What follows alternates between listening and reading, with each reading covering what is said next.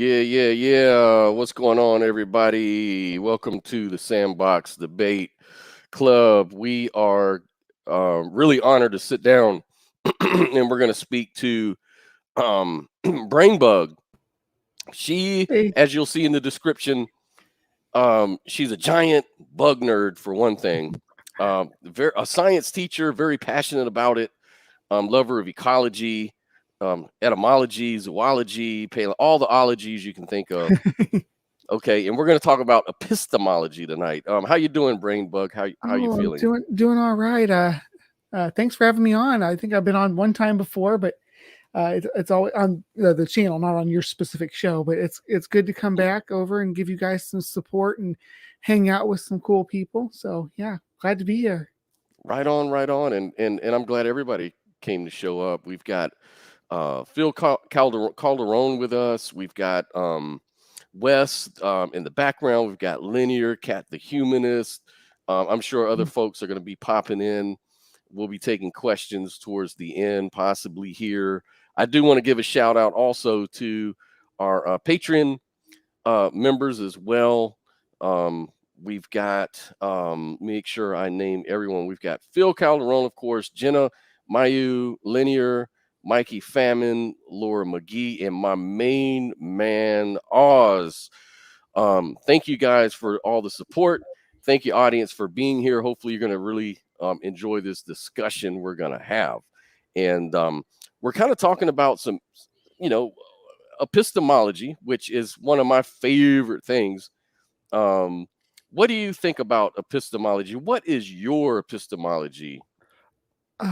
Well, generally when I'm having a conversation with somebody about a belief claim, I use the Socratic method. So that's sort of my staple go-to. I know that there are things that you're talking about that you can't necessarily use the Socratic method for, but for the most part, it's a good basis to start from. Mm-hmm.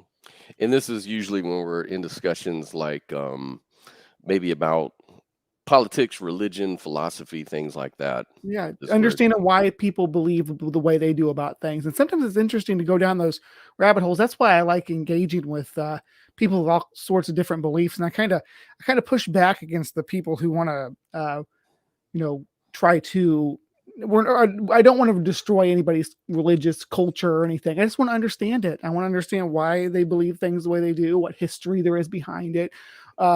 If you're brought up for instance, if you're brought up in an environment where there's a ritualistic process that you go through, like going to a church on Sunday and things like that, that's just a very rudimentary example. Why you come to feel that that's a necessary thing, why you believe that you need to do that from moving forward, and where that's rooted at.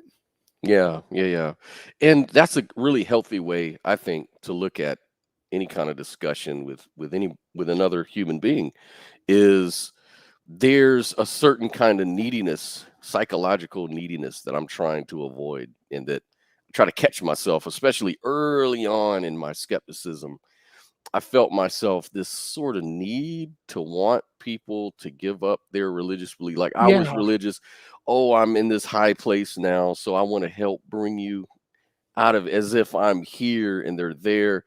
And what that is sort of a projection, and it's sort of a unrealistic and imaginary scenario that I have going on only in my own mind. It's not in their mind. It's not in anybody else's mind. It's only in my mind that I have this idea that I'm at this plateau of life, and that I, the great one, will help you escape your pitiful lifestyle or way of thinking. And I come to realize that a lot of that is sort of the same psychology at work, say, with very religious people. They feel a need to convert you. It's easy to point the finger at them and see it in them that they're real needy. But then we don't really look at ourselves and kind of examine, well, what is your reasoning for arguing so hard against their beliefs? Like, what's in it for you? Like, do you want them to drop it? And if it does, what will that do for you? Like, I'm always trying. Sorry, I didn't mean to cut in there, but I'm always trying to understand where the belief's rooted. Exactly. I'm not necessarily saying I'm trying to change your belief. I'm just trying to say, Mhm. I'm saying, well, here's the evidence that I use to come to my conclusion that this is, that there's no supernatural, for instance. And these are the resources that I have available. These are my citations on that. And I want to know yours. If you're going to make the claim that, I had a haunted house, I had a ghost in it. I want to understand how the physics of that are supposed to work. I want to understand how the interaction went down. I did, because things happen with our brains that that the average person might not perceive or look into. You look into things like pareidolia, uh, apophenia, Mhm. uh, infrasound. All these things have an effect on your psychological state, and that's just the tip of the iceberg. You get into different pheromones in the air, different scents, different pollens even in the air that'll have an effect on your psychological state. Wow, that's really interesting. That kind of makes the point that everyone should be on guard. If our goal is to map our thoughts and ideas about reality onto reality in a way that at least it works to our favor. Like for me, I can say that whenever it was in life that I try to be reasonable and rational and look at things objectively and keep my feelings out of it, those are the times that it seems like I make better decisions. Like it just seems that when I slow down my thinking and I don't go through these heuristics, of thinking, these little shortcuts, then I have a chance to really sit down and think and mull it over and weigh the pros and cons on any sort of topic and come to a better decision. Um, and so yeah, and so it's like you say, you just want to kind of know what is the thought process for people who may believe in things like ghosts or religious ideas and things like that. It is very interesting. You would kind of think that maybe there's some sort of deeper psych, and I would suppose that makes a lot of sense. On the other hand, I have family members that they're just I think that they're just kind of wired up that way. They're just sort of they just seem to be they feel good talking certain language, like deepity sort of language, you know what I mean? Like they Yeah. enjoy that A nice appeal to mystery where everything's in the hands of some divine e- force that has your best energy. interest. Yeah, yeah, yeah. Yeah, or your Yeah. worst interest when bad things are happening. There's negative forces enacting on that. That's what apophenia is all about. Is the drawing Mm. conclusions like if I do this Tell us a little ritual. bit about that. Tell us, what Yeah, does that word mean? that's it's basically pattern seeking. It's what different uh, people groups around the globe do independently. So it's not cultural. It's biological that we have this drive Yeah.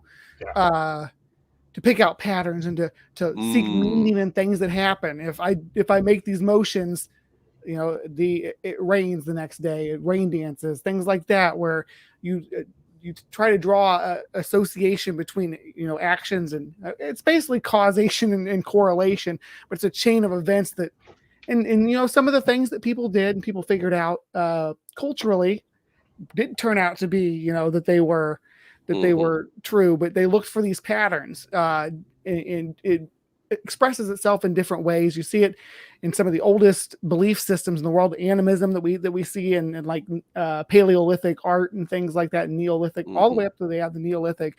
This animism, animism is prevalent today in a lot of cultures, and that is pattern seeking too. That is saying that there's this energy force in the world that correlates. It's what ritual magic is based on. It's what the rituals that you see even in the biggest churches today is based on. It's that if I do these actions, if I perform these actions the way that I'm supposed to, there's going to be some kind of divine intervention in Mm. the universe. How you doing, Phil?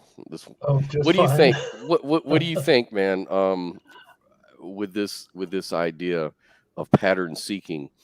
Let me It, ask you, it, Phil, what do you think? Like science is all about correlation, right? And looking at patterns and trying to well, figure out the world. What's the difference between that and what Bree is talking about?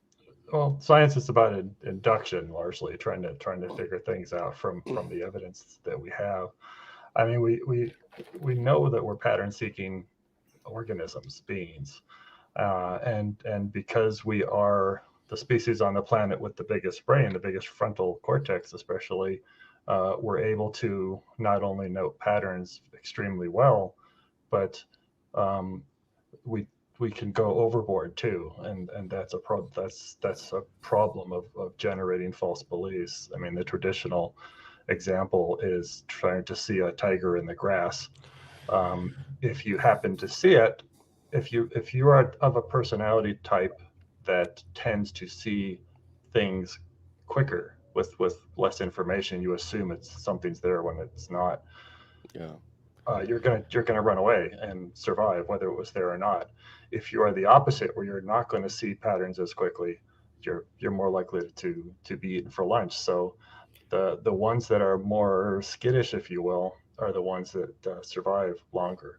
So it is Right. very biologically or evolutionarily beneficial to Correct. see patterns.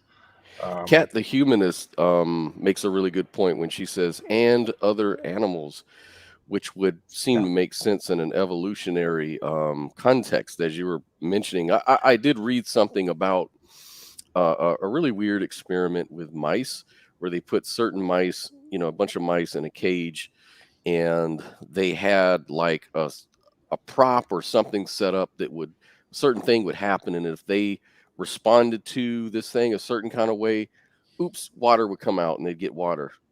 So then they Mhm. always went and they practiced this little ritual to make the water come out. And sometimes it would and sometimes it wouldn't. It was like on 50, they made sure that it was like a 50-50 chance.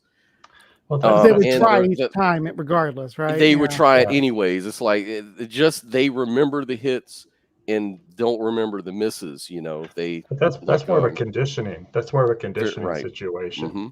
I Mm-hmm. mean, to what Kat said about other animals, this this kind of behavior is going to be beneficial up and down the evolutionary chain. Mm-hmm. All the way down to a single-celled organism, which goes toward or goes away from a certain amount of a particular element in water or whatever they're in. So you don't even have to be a sentient organism for this to have some effect. Mm. Um, so Yeah, Mm. it's good. I mean, you have reasonably good if you're an omnivore. You have reasonably good eyesight. Like yeah, pigs are good at picking out patterns too.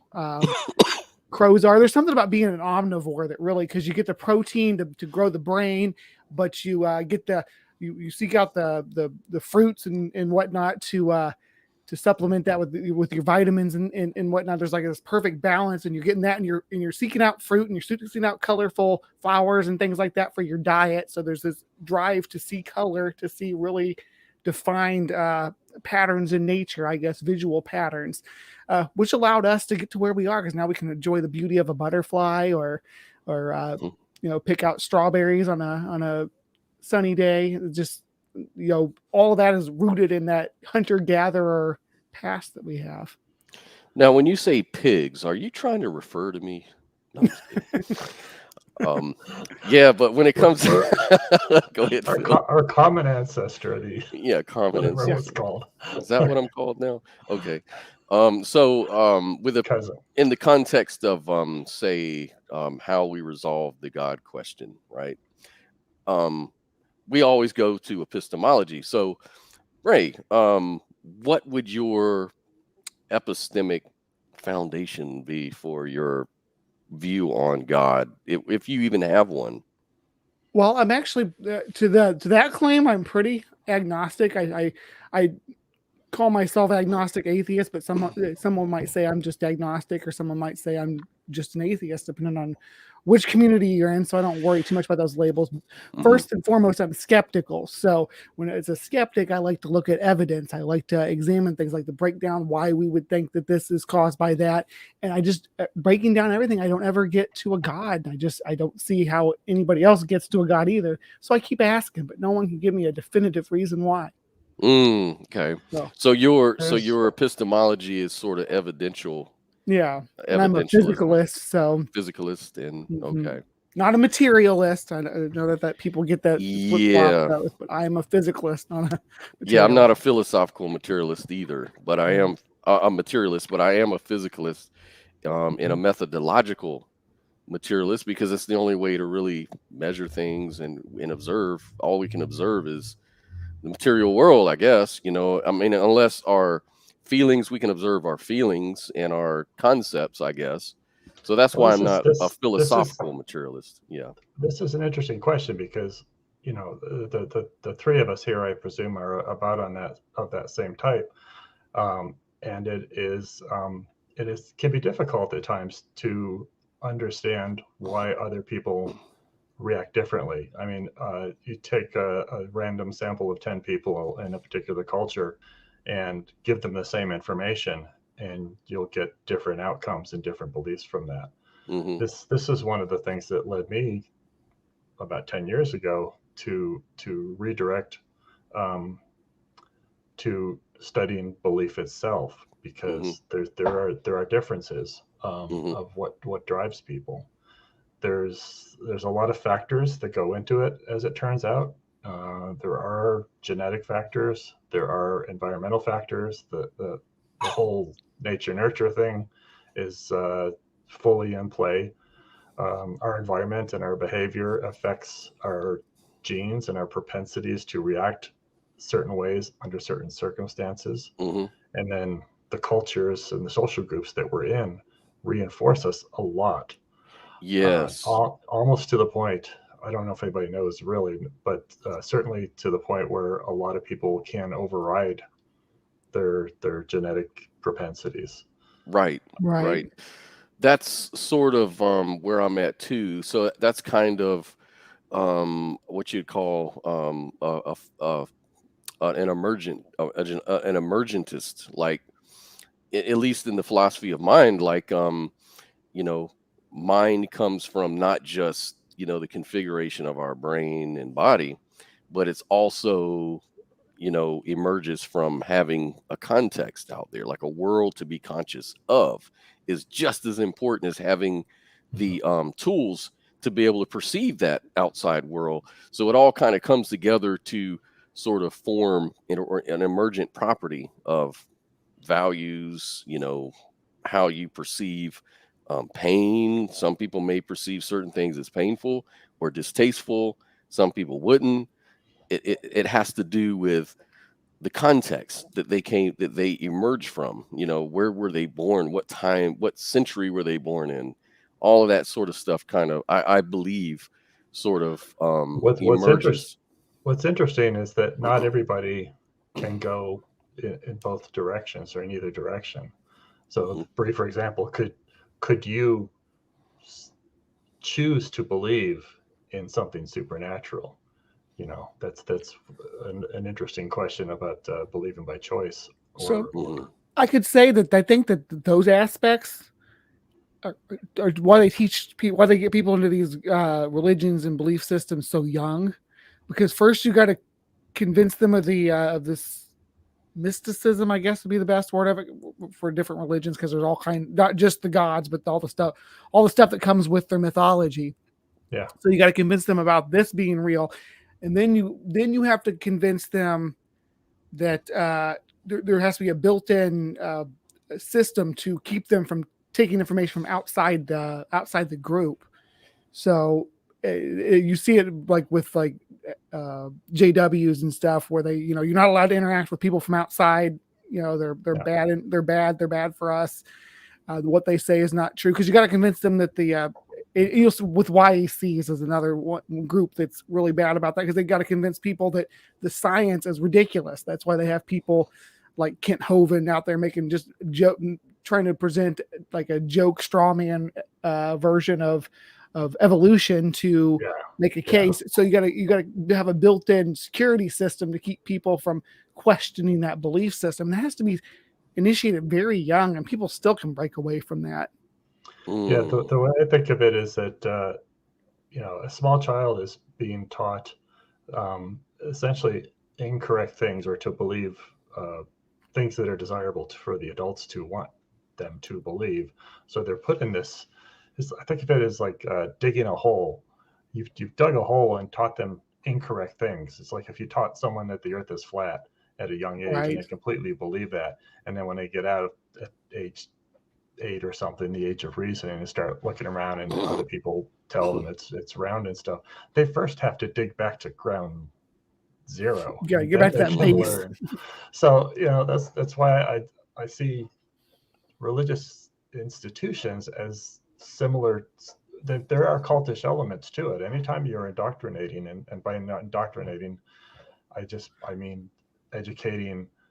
It's definitely a things toxic that are environment, false. whether it's a cult or not. It's not a healthy environment for someone. Mhm. I mean, if it's stuff that's demonstrably not true and you're teaching it to children. Yeah, but it can be very Yeah. well intended. That's the difficult part of it. Yeah. They believe it because they were grown up on it, and they may be of that type that tends to believe things, and they believe they're doing the exact right thing. So that's one of the difficulties And that keeps it just to going. clarify, and I'm sure you guys are on the same page with me, we're not saying that anybody who has religious beliefs is been brainwashed by a cult. That's not the basis. But we're saying that there are people who have Mhm.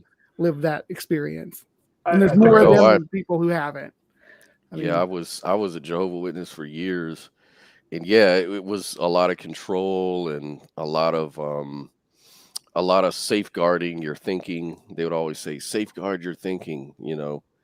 Don't like let the world into your mind because that's how they get you. You have to safeguard your consciousness. Your hon- consciousness belongs to Jesus and Jehovah. It doesn't honestly, belong to the world. I need to kick back on that a little bit, because there is an element of brainwashing is too strong a word. We are all influenced by what we're taught, by the culture we grew up in, and the sure. culture we grew up in, and the parents and have. And Mhm. general rule is everybody has good parents and good teachers and things like that, and they're teaching their kids what they think is appropriate to be taught. um, Cult is pure cult. It's hard to draw a line sometimes, but pure cult, let's just call that something that when you've got say a charismatic leader that wants to teach you something that is to their benefit, to get you to do things for their profit and not the benefit of your own. So church tends not to do that.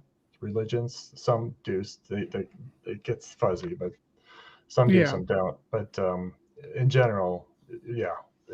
To me, like I say, it's indoctrination if what you are teaching is false, whether or not you're shoving it down people's throats or not. So Yeah, because you can indoctrinate somebody, I guess, with science, but that's not yeah, that's a that, good point. that's healthy. Right, and that's the argument that the other side makes, is that that we're indoctrinating science Mhm. and naturalism, methodological naturalism. But in fact, if you are teaching something that is correct, let's keep it simple here, the earth is round, that's not indoctrination, that is teaching. So it really does come down to what is being taught. If it's correct, it's teaching. If it's incorrect, it's indoctrination. Yeah, and Now, I think a good what you're epistemology Full for that, agree. to protect to protect you from being misled, would be, I would say, to kind of, and you can talk to people about this and find common ground on it and say, well, do you want to believe in imaginary things or concrete things? Like, do you want your beliefs to be founded on concrete or imagination? And 9 times out of 10, people will say, well, of course, concrete, I want it to be real. I don't want to be, building my castle on sand. I don't want it to be imaginary. Well, then how do you distinguish between concepts and the concrete? Like, how do you, like, somebody could say, well, I know the Bible's true because it says so right there in the Bible. Right. I mean, or somebody could say, well, I had a personal experience on top of that. The Bible's true. The experience just, um, made that even more apparent. Well, it's like, well, how do you know God was revealing something to you and not your mind? What method did you use to distinguish between that? And usually they'll say, oh, well, the feeling was more real than other feelings I have. Like, well, what if yeah, a Hindu said the same? You can do an outsider test of faith. What if a Hindu said that, or a Muslim or a Mormon? said the same thing about their gods and their religion, would they be mistaken? And they'll say, yeah, of course they're wrong, but they're saying the same thing you are. So what's the difference? I've had a right. I've I had mean- a friend tell me his. Let me just say this one thing, and then I'll shut up for a second. I've had a friend tell me that his knowledge of God's existence is as strong and as confident as his knowledge that his wife exists. And I'm like, dude, I don't care how you explain this to me. These two things are not alike. Right. Visible, invisible, whatever. There's a difference here. That actually leads into what I was going to say, because it's about inference. It's about I think that's where a mistake is made with a lot of theists, not all theists, but would think that maybe we don't have that voice in our head, but we do. We just don't say that that's the voice of a deity. Mm-hmm. That's more of like a subconscious guiding force. Mm-hmm. Try to get you to to varying degrees among people. So I think that's when you tell me that the God's telling you to do this, or God told you something, that's generally where I go to with it. There's other things that could be happening, but that's the first thing that happens. It's like, okay, so you pray, and then you the voice in your head says, okay, do this, and these good things will happen, and you do that, those good things happen. It was God. That's proof that was the voice of God. Good things don't happen. The Lord works in mysterious ways. That's what the mice thought in the cage. And that's exactly right. It's the particular God of the culture that you were brought up in too, Mm-hmm. because statistics show that very, very dominant. Your religion is going to be almost certainly the one that you were raised in. And you see that within like near-death experiences too, which I do the Perspective, that call-in show, where we take some calls like about supernatural claims and things, and we get a lot of NDE calls. And there's the problem I have. My big problem is what you just said there about it always being the God of the religion, because when they see religious iconography or religious figures, when they have these NDEs, it's always the religious figure of the culture they were brought up in, whether it's hell or heaven or whatever form of the afterlife that they go to. It's always that version of it that matches with the religion that they grew up in. Mm-hmm. Yeah, psychological. There's a psychological thing that the brain could be doing, like when you die, to comfort you through the process of dying, where you get to see your favorite God, you get to see your favorite people, you get to see your favorite pet, you get to go to the favorite, dead relatives. I mean, now that doesn't really prove anything, or that the afterlife doesn't exist, because we're not talking about anything that happened after death. We're talking about something that happened near the dying, the death, the process of dying. So, even a lot of theists understand that the near-death experience argument is terrible, because most theists I talk to anyways will tell me, well, these people haven't died, number one, so it doesn't matter if they saw their gods. It doesn't matter. They're not dead. Get it? It's we're talking about real death. We're talking about going to heaven to be with the Lord. We're not talking about these sort of hallucinations, Yeah, and then I've heard people say that tell me, because I do Ask an Atheist booth things too, so something similar, Bre, to what you're doing online. Mm-hmm. And some people will say that, well, I died and came back, or this person died and came back. And you try to tell them, show me a person who is dead for a week and comes back, and then maybe we'll have a conversation. Mm-hmm. 5 minutes or even a couple of hours under hypothermic. It's even even that would be problematic, because even if you were to bring someone back to life, like say 100 years from now, we're able to bring back bodies after they've been dead for 100 days or whatever, and you bring them back and they start recounting their near-death experience or their experience of being dead. How do you know that isn't just what their brain kicked back online coming out of it? Like, how do you, when did, those memories, when did they start forming? Did it form after they came to life and were coming back? Is that like the into life experience? Or is that just maybe the last thing they remembered before they actually died and were, if you've been on anesthesia, for a procedure or something like that, I can tell you, it's like 1 minute you're here, and then it seems like the next second you're opening your eyes. It's like that. It's like you don't. There's no continuity. There's a big break there, and so it does seem like, to me, it seemed like the last thing I thought was what was going on when I was asleep, because that was the last thing I remembered. So, You of know, it'd be an course. interesting thing to look into. The DMT levels released in someone's brain when they have a near-death experience. I'd love to see some study on. Oh my gosh, bringing up DMT right there in the chat. I've taken DMT. Me and my brother did a few times when we lived together in Los Angeles a few years ago. And it wasn't like the near-death experience for me, but it was sort of crazy. Like, it was fascinating. Like, it was sort of profound. But I understand that it's just what your brain can do. Well, when you start to manipulate what your brain, how it's using its neurotransmitters, I mean, all sorts of odd things are possible. What I like about there's a study that I think it is still ongoing. I'm not entirely sure, but it was started like 25 years ago or something, and it's done in an emergency, or in a surgical suite, where they have microphone. They have a digital device that was put up on a shelf above where you could see it, where anybody could see it, and like turned to the wall and stuff.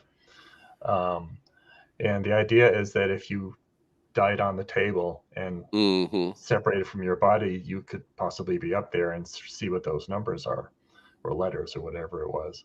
And in decades now, this thing's been running. Nothing. No one's ever. No I think I heard Matt Dillahunty talk about that once.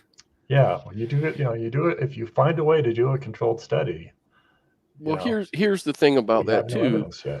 The guy that runs that study, I read quite a bit on that guy back when I was researching that kind of stuff, and he's fascinated by near-death experience. Now, this guy is admittedly an agnostic atheist, so he doesn't really believe that you really go see God. That's not really what he's doing the near-death experiments for. But what he has concluded was that, and he was saying this is why you've got to be really careful, because what if it turns out, and he was saying this at the outset of his experiments, what if it turns out that we can sort of quantify somehow that people actually have some sort of form of consciousness going on after they're pronounced legally dead, technically dead. That's what you call that's what you call cardiac science. arrest, technically that's what dead. You call science. You've just done science. Yeah, you've done science. So but I mean, talking about the implications. Yeah, he's talking about the implications. Like, does this really prove that you live forever in heaven and Jesus is real and all the rest of it? Like, he was very forthcoming. He said no.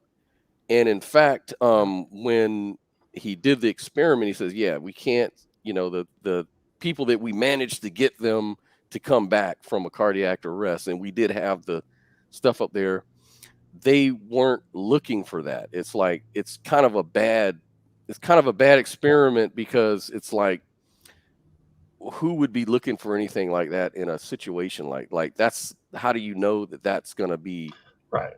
But what he did find out was, and this is from what they say, I don't know how true this is, or if there's going to have other experiments to debunk it, but his claim is that consciousness survives at least a few minutes after cardiac arrest, and this would account for some real near-death experiences, or even technical death experience.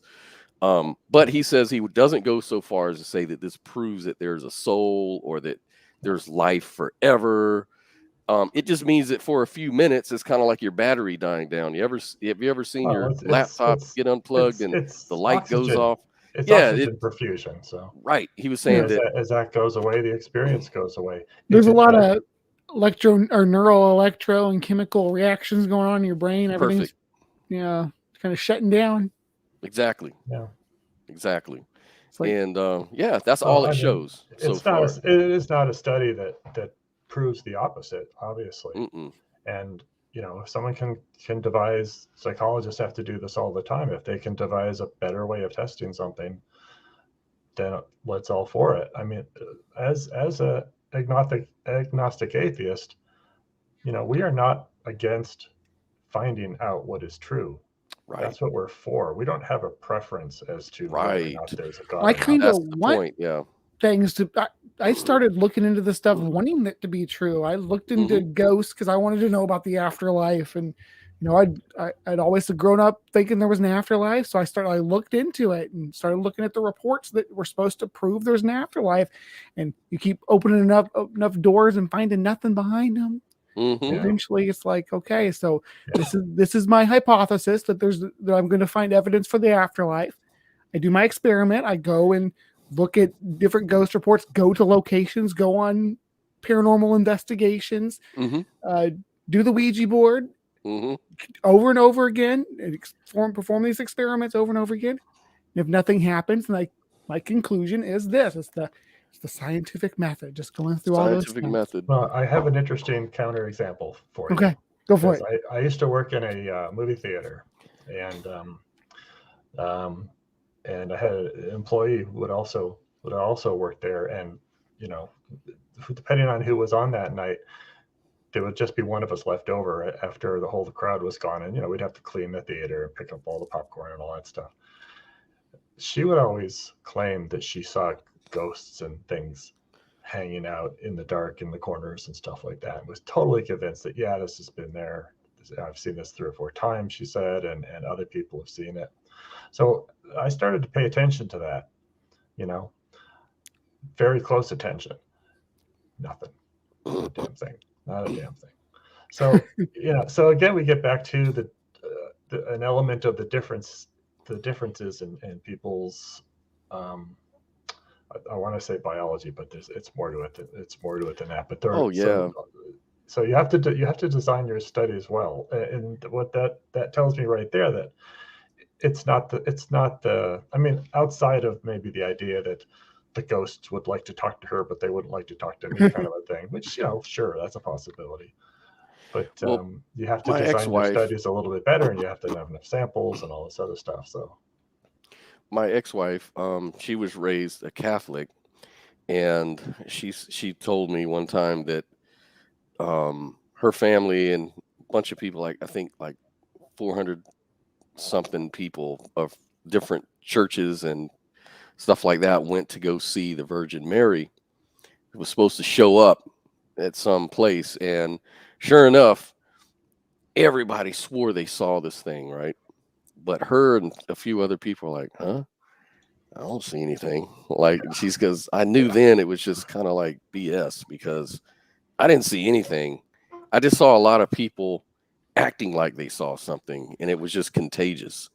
Well, the peer pressure too. I mean, Dan Ariely, who is a Israeli scientist, has done studies on this type of stuff where you put 6 people in the room, give them a piece of paper with 2 lines on it, and you say, which line is longer, and it's very obvious one is longer than the other.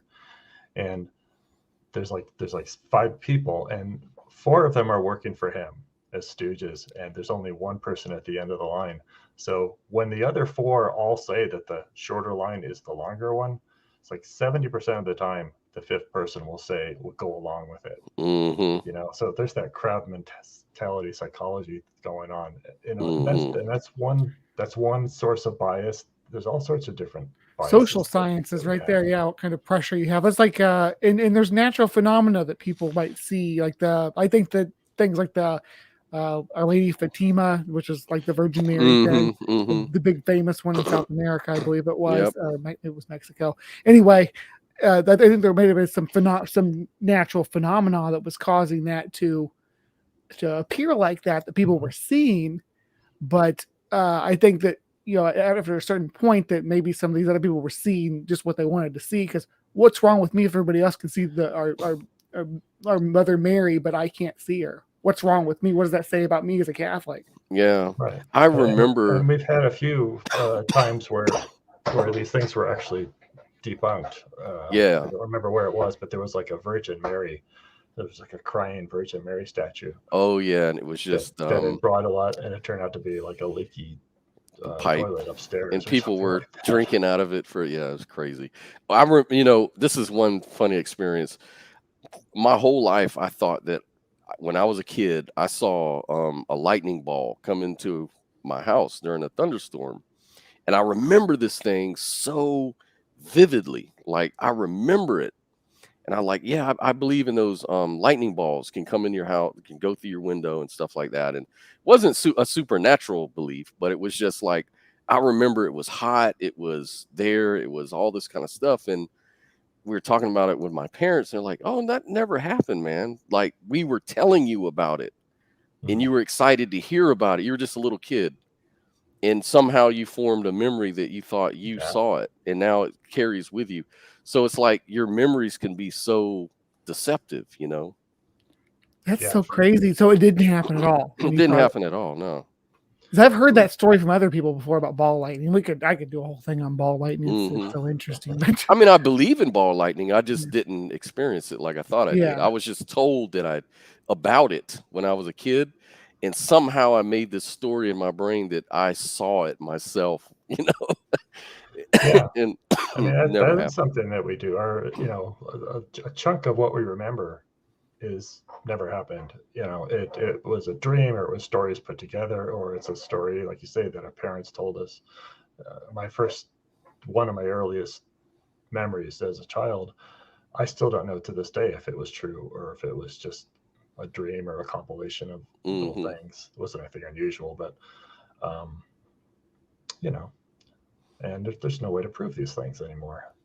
So, Yeah, that's why we have science. It's a tool to kind of hopefully transcend these limitations and stuff that we know happen, I don't know. to Sorry, to go ahead. to the degree that science Can can, do I it, mean, yeah. something like that, What do you all think about the idea of fMRIs eventually being used to decipher supernatural experiences in the future?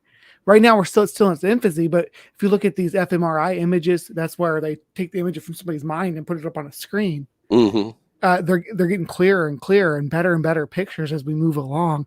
Eventually, we're going to be able to have a clear picture, because it's like the film industry putting images on the screen, how we see those coming clearer and clearer. Well, it's like the concept for Minority Report, right? Yeah. Whether you can read a mind. I personally think that we will get there.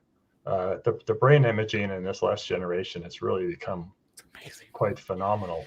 It seems to me that I think it's way off. Yeah, it's a long way out, but I still as think of that's where right now, God dies, though.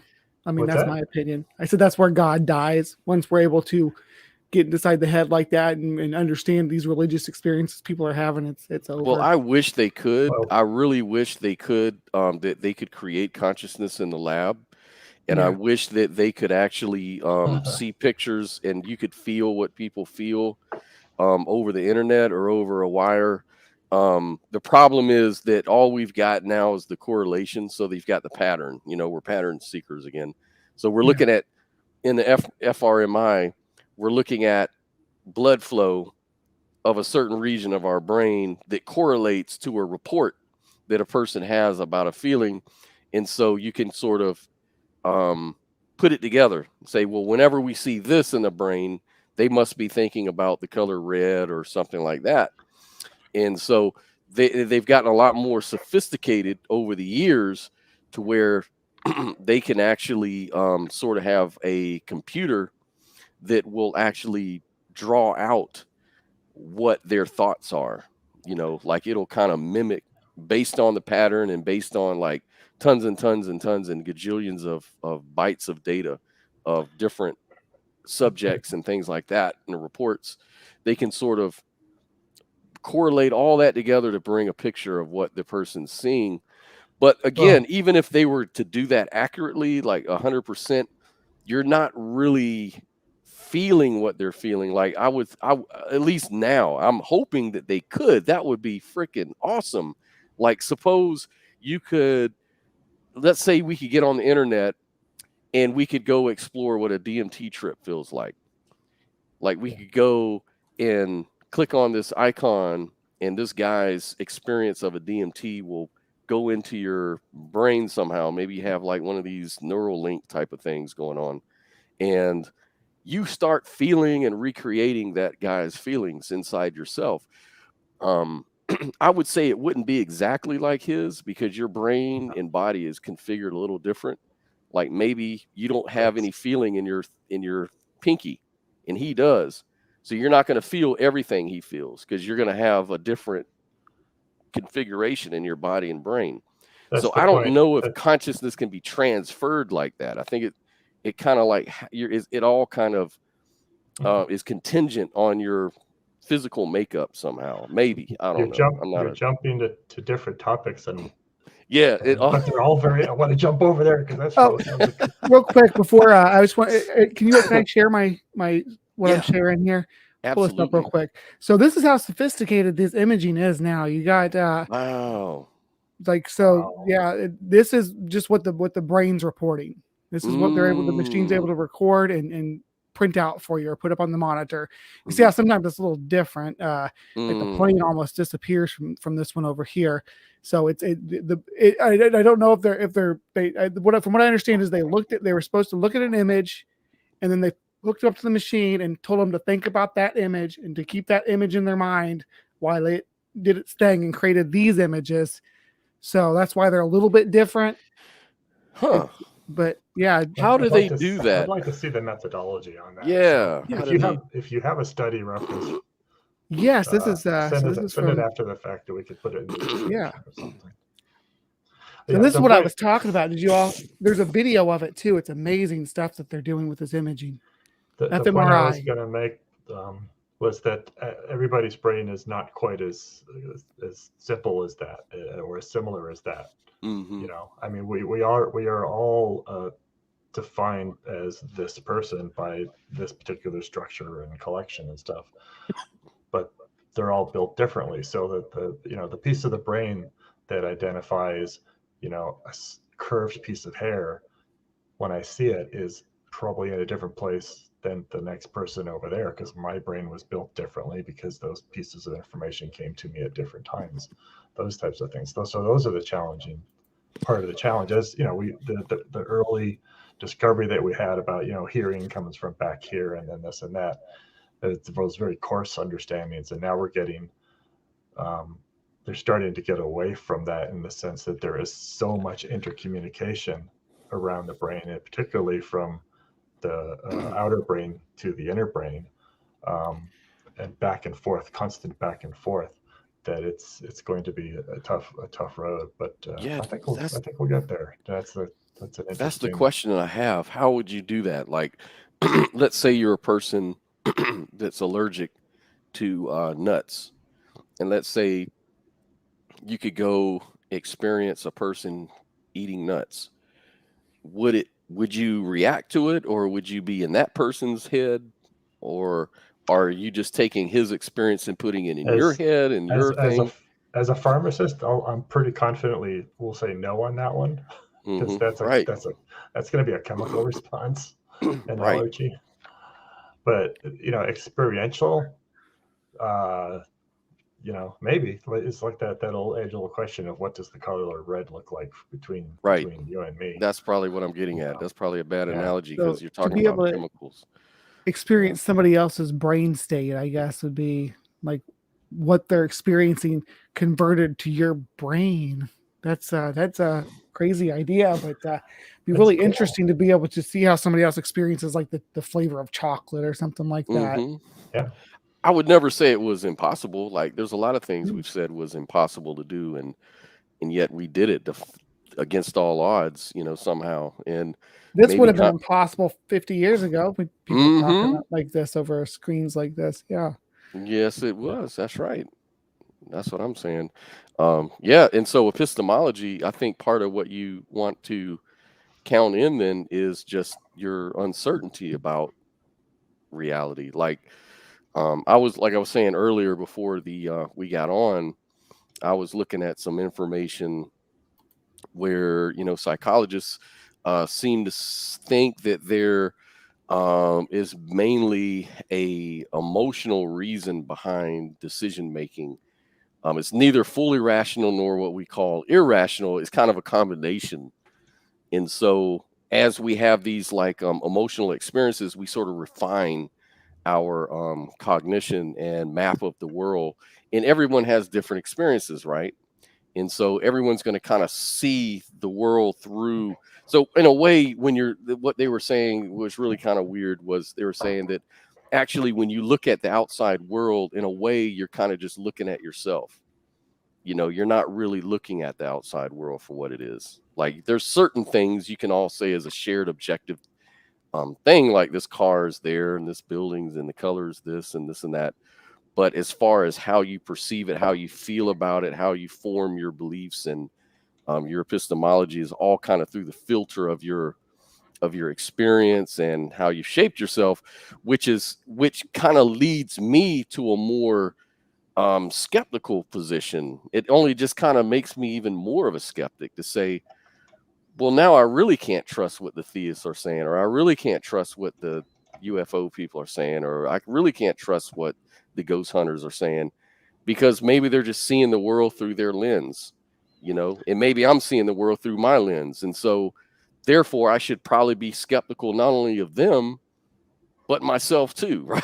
So Of your own experiences, right? yeah, all roads for me just kind of lead to agnosticism and atheism.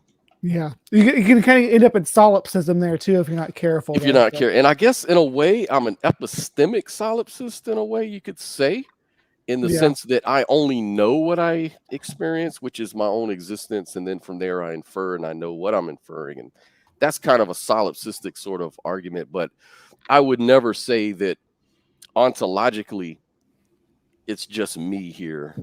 I wouldn't say that because I'm too skeptical of my own inferences, Right. Yeah. That your experience, at least your experience is yours. Yeah, exactly.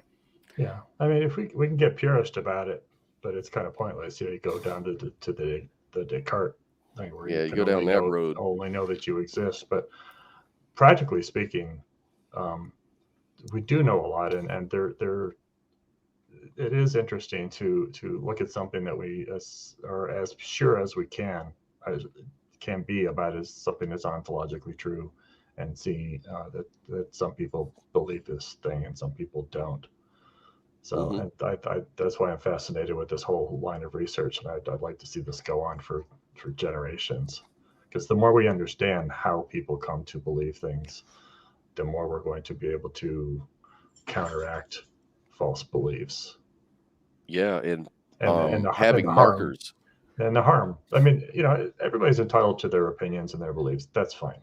But when your opinions and beliefs cause discrimination and harm in society and to other people, we don't want flat earthers, shutting down NASA, for example, or that you can come up with 1,000, much worse examples than that. But so yeah.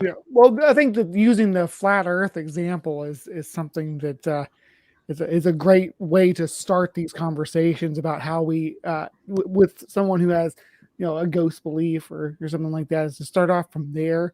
Like, why don't you believe in these claims, and then kind of go through the Socratic method of why they don't believe in ghost or Bigfoot or whatever, and then you go, okay, so why do you believe this claim about yeah, well, exactly. That's there's an interesting process that I don't know if you're familiar with Pine Creek Doug Pine Creek, and he has the flying man experiment, where he sort of like says, okay, you believe Jesus rose from the dead for what reasons, and then they give you all their different reasons. It may be like a combination of a bunch of reasons, like, well, it's this, and it's also that, and it's my experience, and it's also the prophecy. Any apologist worth their salt has an arsenal ready. They have all that stuff ready. So his whole idea about the flying man experiment is just to kind of see where we're diverging. Because let's take Jesus out of it. Let's keep it unemotional. Let's talk about a flying man. What if I told you that I found a piece of paper on the ground somewhere, written by an anonymous authors, that said that this man 500 years ago or 1,000 years ago flew across the Grand Canyon unaided? Would you believe it? And they'll say no. Okay, well, when you turn the page, you start realizing that actually there were 500 witnesses to it, and he had disciples. And would you believe it then? No. Okay, well, did I tell you that it was actually he was prophesied for thousands of years through different prophets that this thing was going to happen? Would you believe it then? No. And then it's like, okay, and you finally get to the point, and then they're all like, no, no, no, no, to everything. They'll never believe in the flying man. So why do you believe in Jesus' resurrection? They'll start talking about the 500. They'll start talking about the prophecies. They'll start, The same evidence. Yeah, that just to point out the inconsistency, that, somewhere, somehow we're not getting to the real reason that you believe in this. What is the real reason? Hit that F word and you're done. Faith. Yeah, they can't admit to that. That would be bad. Well, there's a lot of that reason is that they want to believe in it. That's the whole point. That intuition and desire can override the science. But it can be hard for your brain to adjust to something like that too. I think that, like he was talking about at the beginning here, you could experience some psychological trauma by coming out of that. That's why so many people need help after they come out of religion. It's not, I mean, there's abuse too that happened, but not everybody who comes out of religion was abused. People just came out of it and they just need help adjusting to a new worldview. It's a shock to your psyche. Yeah, and it takes a long time. I mean, the first off, what you just said, let's all support recovering from religion and their fundraiser. That's probably still going on. We hit 10,000, by the way. Thank you so much, everybody. Anybody who contributed is out there. Thank you. Awesome. Oh shoot! Now I lost what I was going to say. Sorry. Never mind. Keep going. That's a good shout out to recovery. Yeah, it was a good shout out though. I literally just got the message at like 3:30 this afternoon. So yeah, that's the first time I got to announce it. Here's a question from WS Media. Our producer Wes says, "Is there a way to test whether a belief is logical? What makes it logical or reasonable?" Yes, there is a way. It's called good logic. It's called sound logic. So right, though, I'm hearing it back here somewhere. So right there, that's how you do it. So the question then becomes, why do people believe in something false despite the logic? And that's where you have to go into concepts like believance and when they want to believe in something, or it's been drilled in, and the reinforcement and some of those other psychological factors that go into it. What do you think, Bre? So yeah, I mean, we can only know the physical world for sure. That's we got to draw the line right there, and the way we can know for sure about anything in the physical world is through inference and experimentation, through the scientific method. And the Socratic method is a good way to understand belief, the way that people believe. There's other methodologies. I don't necessarily agree with the approach, so I don't utilize those, but some people have some success with like street epistemology and stuff like that as well. Yeah, that's not to say that supernatural does not exist. Right. That's something we can never say. But if it does exist, and we don't have evidence for it, we don't have evidence for it because we've just got enough reason not to believe. And the philosophy doesn't follow. The apologetic philosophy is just riddled. It's like Swiss cheese of logic. That fails too. So there may be something out there, and we just have no ability. So it's no ability to know it. So it's really a question of why do people make that leap of faith, if you will? Well, in an unjustified manner. It's a mysterious thing because there's different forms of logic too. Which logic are we talking about? Like if you say, well, how do we know if it's good logic? Well, what do we mean good logic? Like, here's an example I love to take. Logic, here's a good example. Albert Einstein had a worldview on time, how time and light and gravity and things like this, and he formed his theory of relativity. Now, when he came up with this at first, he was laughed at by all of his peers. Every one of them laughed. Even the philosophers said that you're saying that time is a physical thing that can bend. Well, that's just a contradiction. It's philosophically been debunked. Time is not a physical thing. You're just you're making category errors. There's all sorts of contradictions. The logic doesn't hold up. And Einstein said, no, actually the logic does hold up. I'm not using classical logic here. I'm using deep mathematical, a certain methodology in mathematics where this works out. It doesn't work out in your classical everyday thinking, but it does work out within. And they're like, well, then the physicists were like, well, we looked at the paper. You can make anything fit. That's what they told him. Like you can come up with a mathematical way to say that farting unicorns created the universe and it works out. I mean, it doesn't mean anything. You have to show that it's actually logical, that it makes sense. And somebody who wanted to debunk him actually proved his theory right by doing measurements and observations. And now we know. Now we have GPS machines that understand that time is malleable and we have to reset the clocks every so often. And yeah, so this stuff is real. It didn't seem very logical, but it actually was very logical. It's just that it was dependent on a different kind of thinking. Same with quantum mechanics. There's things in quantum mechanics that just doesn't hold up in classical logic, because classical logic is based on Newtonian physics, cause and effect. Well, cause and effect really doesn't mean anything at that level of reality in that domain. Quantum level, right off, quantum logic, fuzzy logic. Right off the bat, the one of the primes of conventional logic is something cannot be and not be at the same time. Right. And quantum mechanics just throws that away. Yeah, what do you do with that? So welcome to modern knowledge, folks. I'm sorry. And like I said, we tend to look at the world through this classical world because that's the world we exist in. We've evolved in this, like Richard Dawkins said, the middle world.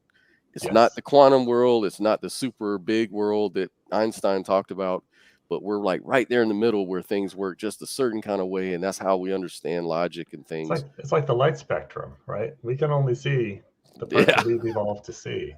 Yeah. So, that doesn't reflect mean there's nothing out there, but that's beyond that. But there may be other things that we don't know about, but that does not give you the right does not make you correct when you are confidently saying to others that strange supernatural it refutes thing it. It actually is true. Yeah. You want to talk about the difference between my experience and your guys' experience? Think about that, then think about the difference between my experience and this millipede's experience and how it sees the world experience. It sees layers of chemoreceptors. It has visual ocelli that can see a little bit of light and shadow. That's it. So visually, its brain's not wired for visual inference and interpretation of its reality.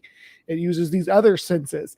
Some of them we don't have, so we can see things and experience the world in ways that they'll never know, and they can experience the world in ways that we'll never know. And there may be a little bit of overlap there, but think about the spectrum of all of life on this planet and the way that it's experienced. We have a brain that allows us to experience things with a little more detail in our world. Plants don't have a brain, but they still experience their world and move towards the light. There's still a biological drive there. We're just really slime mold. Mm-hmm. I was reading about slime mold a few years ago. All the mazes. They create mazes. They make irrational decisions. They make rational decisions. They all without a nervous system or neurons or anything. These things are self-aware of time and space. They make decisions based on how they measure where they exist in time and space. So I always tell theists all the time that I understand that reality has no guarantee to be not weird. I understand that reality can be whatever it's going to be, regardless of my own bias and prejudice. Einstein proved that. Yeah, like I don't have a problem with whether you want to call it metanatural, whatever you want to call it. I already assume that there's a greater reality than the one that I'm experiencing. I've already conceded that a long time ago. That's not the problem. The problem is Wait the a time to minute, Scott. believe Why it. would you concede that? Why would you be convinced of that, as opposed to Because just we think learn it's a possibility, or think it's a possibility? Because of track record. I appeal to a track record. So it's like, so this is okay. It's like we're always learning something new about the world. We don't know it all. So there's always something to learn about reality, right? Like we don't have the fullness of reality at our disposal at any time. We're just constantly learning and discovering. So I already understand that. And that's exactly why I would consider myself an agnostic, skeptic sort of minded person, because I think of the arrogance to say, I know what the fundamental reality is. Like, really? You really know that? So I just don't get how they can say they do. Like, I would rather be humble and say, I understand there's a lot out there I don't know. So I'm open, but I'm not going to believe it. The time to believe it is when you give me evidence for it. That's the time to believe it. There may not be. There may not be. That's open to it. There may not be And it's anything okay. than the universe that we live in, even though there's parts of the universe that we can't observe. Maybe there isn't a multiverse. It's a possibility. The mystery is the beauty. Last question. What do you think of Gettier's problem of true justified belief? Did he throw a real wrench in there or not? Ooh, Cease to Know loves this question. I have no idea what Gettier's problem is. I can explain this. Yeah, we have a disagreement on this. Okay, the standard model of what is knowledge is justified true belief. Hold on, can I get really excited really quick about this, because I love learning new things like this? Okay. So I think it was 1963. I want to say Edmund Gettier was a guy who discovered that there are exceptions to this rule. For example, the quickest example is if you have a watch that's not running, and it stops at 2 o'clock, and you look at it exactly at 2 o'clock, and someone says, "What time is it?" and you say it's 2 o'clock because, see, my watch says 2 o'clock. Oh yeah. So you are justified in believing that. So that kind of breaks the rule. So so those are called Gettier exceptions. And there's lots of little exceptions of it. It's a very small subset of what we could know. Yeah. But to my knowledge, and I looked into this a couple of times, there have been people that have tried to come up with like extra rules to put into justified true belief, just like one more test to kind of take care of all those exceptions. And every time they've done that, someone has later still found leftover exceptions. So it's not a complete rule yet, but justified true belief is the one that covers 99 plus whatever percent of I would say that they didn't know the time. They didn't know the time. Objectively, they did not know it. But to believe it could be justified, because I think one of the exampple in that Gettier. Well, no, it's to justify true belief, it actually has to be true, and you have to believe it, which means you know it's true, and you have to have a justification for that. So you are justified. Your justification is incorrect, but you are still justified to do it. So it becomes a sneaking exception. So let's say, for example, some guy's going to a job interview. He's on his bicycle. He doesn't know what time it is. He's like, doggone, I don't know. I think I'm early. I'm not sure. And he goes to the center of town, looks at the center clock, and it says 2 o'clock or 5 minutes to 2. And he's like, oh, I've got 5 minutes to get to my interview. And he gets there and it's right on time. It's 2 o'clock. And then on his way back home, he's like, wow, I'm glad I looked at that clock. And he looked at the clock and it still says 5 minutes to 2. It was broken. Did he really know what time it was? He just lucked out. He just lucked out, right? He lucked out, yeah. He was right for the wrong reasons, basically. He was right for the wrong reasons, right? Yeah. So and that's a small sliver of, like I say, it's an exception but it doesn't ruin the justified true belief. You just have to be aware that there's a sliver of an exception, and try to identify if what you have learned is actually within that sliver. Now, honestly, knowledge is really a difficult thing to pin down, because for something to be knowledge according to that definition, which is an old philosophy definition goes back hundreds of years. Hmm. It actually has to be true. Right. But at an absolute, none of us can know Can anything know. is true Right. except for our self-existence. Right. So There's some it is study out now. a bit of a fuzzy definition, but it's the best that we have so far. Phil drags us back to solipsism. Yeah, there's Yeah, a study. There's a study that says but, that we actually see the world like seconds before we actually experience it, which is kind of weird. That's I don't know. quantum too. Yeah. that's another Yes. subject. Yeah, but it kind of let the point being that do we really know what's going on in the present when we experience it if we're kind of living in the past in a way? But well, you're living milliseconds in the past, but you're also a part of your consciousness and an ongoing significant part of your consciousness, or consciousness is the wrong word, mind, let's just say it that way, is unconscious. So we are a combination of our conscious and our unconscious. Right. So the studies that show that people have reacted 400 milliseconds after before they knew something sounds suspicious, but when you really think of it as like the brain is constantly communicating up and down, back and forth, and you sort of think of yourself as a combination of this conscious and subconscious, then that kind of goes away. And it's a very similar analogy to the idea that we have two hemispheres that are always in communication. If you cut the corpus callosum in half, do we have two minds now? Yeah. We kind of do. We kind of do. Yeah. So I think somebody was drawing a picture of something he couldn't see because they cut something and his eye could perceive it and his brain could process it, but he wasn't conscious of that processing.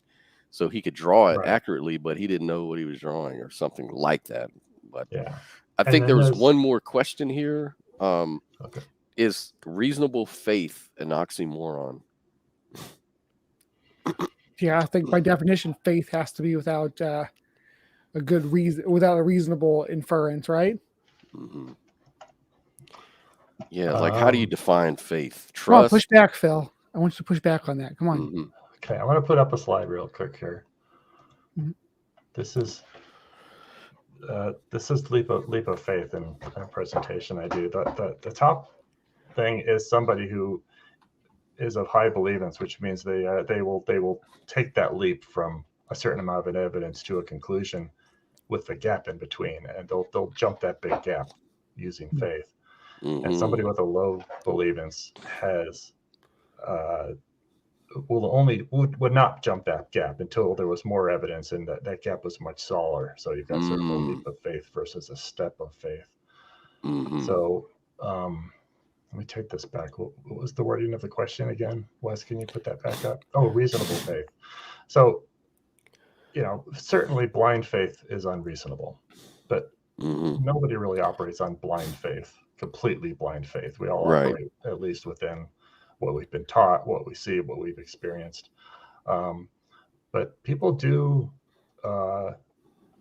they can rationalize to cover that gap, and they can look at that brown evidence there. They can look at less evidence or poor evidence and convince themselves. So in a sense, that's rationalized faith. And so that gap becomes smaller, and to the point that you could say it's not faith anymore, or it's minimal faith. Is it faith or is it like expectation? What can you define how you're using faith in this description? Faith is when, let me go back to the first slide. Faith is the top one. It's when you go from evidence to conclusion with a big gap, and your reason for crossing that gap, if it's unjustified, is the faith. And typically, when you have a high believance person, they want something to be true, so they will rationalize it. They'll look at poor evidence.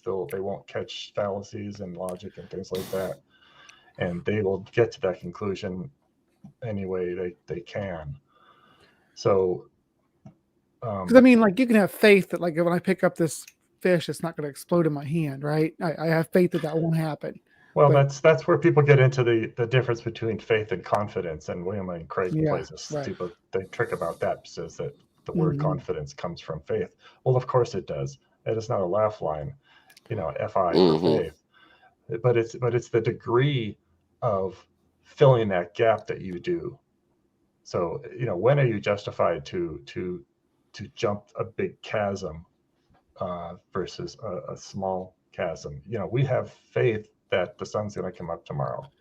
We don't know that on a philosophical absolute, but it's a very easy high step confidence. to make. Yeah. We have high confidence, and you can use those two words interchangeably. You can use them, So you really do have to talk about the degrees to which, I have confidence. Someone can say, I have confidence that God exists. Okay, that's fine. What I like to do is ask people on a scale of 1 to 99, do you believe in God? Where's your number?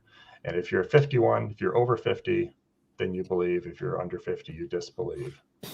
And the difference is going to be your doubt. So if you're 70% sure, then you're 70% sure. That's belief with 30% doubt. And the opposite end of the scale is going to be for atheists and such. So it's really the justification for making that leap. When you don't have sufficient justification, but you make it anyways, that's inappropriate. Except for presuppositionalists. A presup will tell completely. You that they change. It's like the James Kirk with the Kobayashi Maru. They try to change the rules. Yeah, right? It's like try to change the rules of the game, and so that's completely illegitimate. Yeah, it's like I just know there must be a God because without God there could be no questioning whether there's a God or not. There would be no way to distinguish between what's possible and what's impossible without there being a triune God like Jesus Christ. That equates. That's a form of blind faith right there. What happens there is like what you were talking about earlier with how you can only know your own experience. I think, therefore I am. That's about that's not the bottom line of it. You're right. They think I think, therefore I am, and everything I think, therefore is. It's that's presup right there. So, right. But since I can know there's a God, there's a God. They leaped. Yeah, they took that big leap. It's a huge leap. But when someone makes that huge leap and then doesn't expects you to work down at this level of of a solipsist, but allows themselves to make these monstrous blind faith leaps, then you got some either trickery going on or they don't understand. I don't talk to precepts too much because basically they win every time. For them to win, all you have to do is show up, and they've won. Well, it's a very short discussion. It's like they win by definition. They win. It's a very short discussion. It's like, I see that you're very confident that you're correct. So I guess I don't need to talk to you now. Right. Yeah, I always just change the subject. I'm like, when Darth Dawkins came on, and I was talking to him one time. It's like, okay, I think actually you're right. I don't have any grounding for my beliefs. You're right. So, did Jesus walk on water? How do we find that out? He's like, well, we're not talking about that. We're talking. Well, no, I've already agreed. You're right. Let's talk about Jesus now. He doesn't want to do that. I've met one person. I know we got to close down here. Yeah. I met one person in my life that claimed to be a solipsist, and it's just like, oh, okay. Well, then, literally, I have nothing to say to you. It's like I don't exist when I walk away. It's just like, okay. So no reason to talk to you, and you have no reason to listen to me. So go on with your life. You're just talking to yourself, anyways. Yeah. So I think we've kind of abused our time tonight sufficiently. That was fun. But I enjoyed it. Yeah. I really enjoyed the discussion. It's one of those that I can just lose track of time with because epistemology is my thing. I'm just so interested in how people come to learn or know things and claim beliefs and things like that. But conversation will go on. I'm not sure who we're going to have on next week, but I'm sure we're going to have another great, fascinating discussion. But tonight was really awesome. Thanks, BrainBug and Phil, for coming on and having this conversation. Hopefully everybody got something out of it.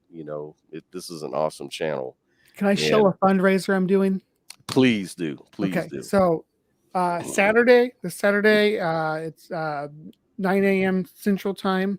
I'm actually doing a fundraiser. It's for Lavender Lady. She's a member of the community. Very lovely content creator who's always willing to come on and participate in little panels and stuff. Really great woman. And she's on dialysis right now, and she's looking for a new kidney. We're kind of raising money to help mitigate the bills. She doesn't have a lot of people locally to help her out, so we're kind of all working together to mitigate the cost of that for her a bit and make sure people are there to take care of her during her recovery from the kidney transplant. I am doing my part of it at 9 a.m. It's a 24-hour marathon, but my part is 9 a.m. to 11 a.m. Central Standard Time on Saturday. And we'll be doing just the basic live from the hive stuff, just a half an hour longer than usual. And I hope to see everybody there because it's for a really good cause. And I don't have a link for it yet because I haven't made it. I don't know why I showed it without having a link for it, but keep your eye on the hive and I'll have a link out. Cool. How about you, Phil? Anything you want to put out there? I've got a YouTube channel, a website. I'm trying to expand on Twitter now and Instagram. Most of what I do now is work at PSF here behind the scenes, do some of this and putting out if you see the shorts, that's me putting the shorts out. Just kind of, keep an eye on the PSF. If you're so inclined, please like and subscribe. We're trying to get to that next level. So cool. Myself, I have another channel called Electro Live where I'm just interviewing. This is more involved with the music and stuff like that. If you're interested in, hearing from some of the veterans in the music industry, like some of the really key artists and producers and record label owners and people like that in the area of electro music and hip hop music. That's what I'm doing now, just interviewing those people, and it's been a lot of fun. So if that's something you're interested, come check me out, Electro Live. But other than that, man, I love coming back every week and having these discussions. This is my first love, religion and philosophy and epistemology. So we'll do it again next week, guys. Thanks for joining us, and we will see you when we see you on the rebound.